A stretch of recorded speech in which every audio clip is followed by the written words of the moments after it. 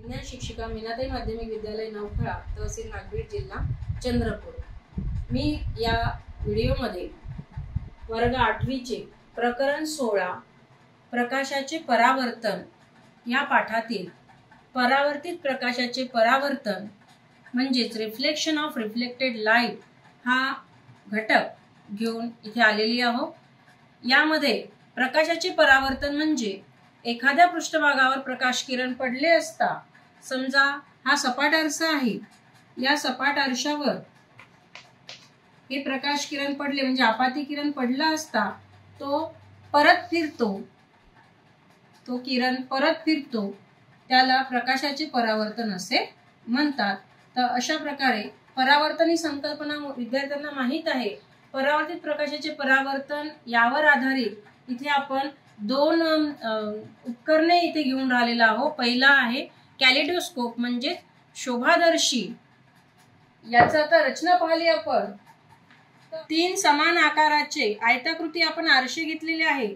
परावर्तक पृष्ठभाग आतमध्ये येईल अशा प्रकारे तिन्ही आरसे एकमेकांना त्रिकोणी स्वरूपात चिकटपट्टीने चिकटवायचे आहे आणि एक पांढरा कागद घेऊन तो त्रिकोणी स्वरूपात चिकटपट्टीने आजूबाजूला एक चिकटवायचा आहे। एक बाजू बंद करायची आहे, ही बंद भाग आहे आणि इथून आपल्याला पाहायचं आहे।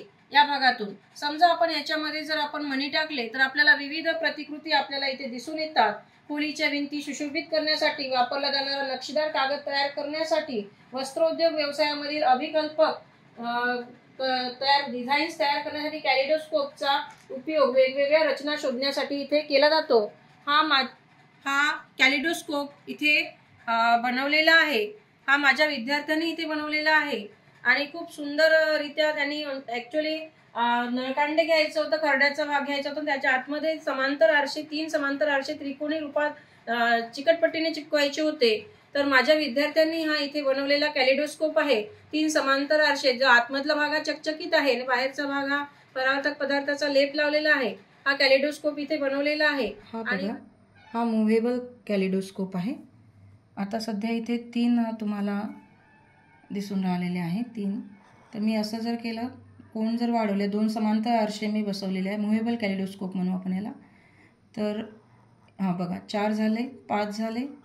तर अशा प्रतिमा इथे वाढत आहे। 2 आरसे मी समांतर असे बसवलेले आहे आणि त्यांचा कोन जर आपण कमी करत गेलो तर इमेजेसची संख्या म्हणजे प्रतिमांची संख्या वाढते आणि कोन जर आपण असं वाढवत गेलो तर प्रतिमांची संख्या कमी होते। तर हा मुव्हेबल कॅलिडोस्कोप आपण 8व्या वर्गामध्ये वस्त्रोद्योग म्हणा, डिझाईन्स म्हणा किंवा सुशोभित भिंती, वॉलपेपर्स म्हणा, वॉलपेपरच्या डिझाईन म्हणा, या सर्वांसाठी डिझाईन शोधण्यासाठी, त्याची रचना तयार करण्यासाठी कॅलिडोस्कोपचा इथे वापर केला जातो।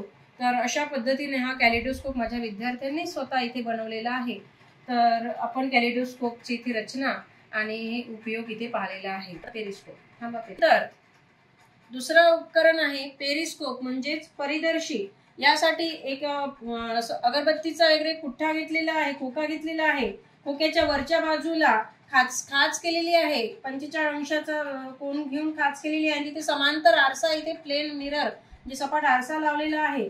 त्यानंतर तसाच आरसा खालच्या साईडला 45 अंशाचा कोन करून इथे पुन्हा खालती आरसा एक लावलेला आहे, सपाट आरसा लावला आहे। वरच्या व खालच्या आरशाजवळ एकमेकांच्या विरुद्ध बाजूला 1-1 इंचाच्या 2 खिडक्या इथे आपण इथे ठेवलेल्या आहे। या खिडकीतून आपल्याला खालच्या खिडकीतून पाहायचं आहे आणि वरच्या खिडकीतून आपल्याला ती वस्तू दिसणार आहे। अशा प्रकारे आपण वस्तूचं निरीक्षण करू शकतो। तर हिला नाव आहे परिदर्शी। हिचा उपयोग जर पाहिला आपण तर या परिदर्शीचा उपयोग खालच्या खिडकीतून आपण जर पाहिलं तर वरच्या खिडकीतील वस्तू आपल्याला दिसतात, तर समोरील दृश्य दिसते आणि या तयार झालेल्या उपकरणाला परिदर्शी म्हणतो। परिदर्शीचा उपयोग पाणबुडीमध्ये समुद्रावरील वस्तू बघण्यासाठी, तसेच बंकर्समध्ये भूपृष्ठाच्या भागाच्या खालील वस्तू बघण्यासाठी, टिराणी करण्यासाठी केला जातो।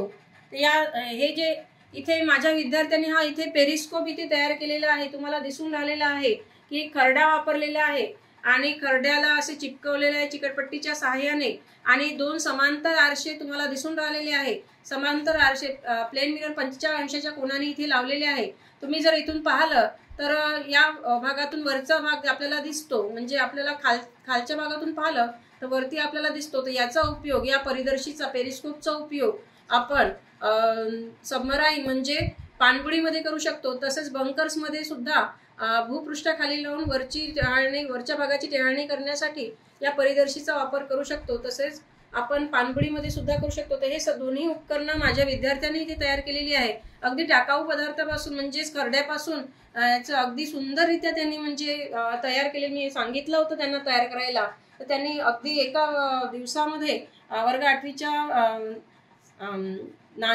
आदेश नान्नेनी हे उपकरणं तयार केलेले. दोन्ही उपकरणं कॅलिडोस्कोप आणि पेरिस्कोप हे दोन्ही उपकरणं त्यांनी तयार केलेले आहे. आणि या माध्यमातून आपण नक्कीच म्हणजे परावर्तित प्रकाशाचे परावर्तन कशा प्रकारे आपल्याला दिसता येईल, कारण की आपण जेव्हा एखादी वस्तू इथून या परिदर्शीमधून बघतो तर त्या वस्तूकडून येणारा प्रकाश कुठे त्या आरशावर पडला, पहिल्या आरशावर समांतर आरसा ठेवलेला आहे सपाट आरसा, मग त्याच्यापासून परावर्तित किरण पुन्हा या दुसऱ्या आरशावर पडली आणि याच्यापासून म्हणजे परावर्तित झालेली किरण आपल्या डोळ्यावर पडली आणि अशा प्रकारे ती वस्तू आपल्याला दिसली. म्हणजे प्रकाशाचं परावर्तन झालं आणि पुन्हा त्या परावर्तित प्रकाशाचं पुन्हा परावर्तन होऊन आपल्याला एखादी वस्तू दिसू शकते. तर या संकल्पनेवर आधारित हे दोन उपकरणं माझ्या विद्यार्थ्यांनी इथे तयार केलेली आहे. या उपकरणाच्या सहाय्याने आपण परावर्तित प्रकाशाचं परावर्तन म्हणजे कॅलिडोस्कोप आणि हा आहे पेरिस्कोप, या दोन्ही उपकरणांच्या सहाय्याने ही संकल्पना विद्यार्थ्यांना सहजासहजी इथे सांगू शकतो. धन्यवाद.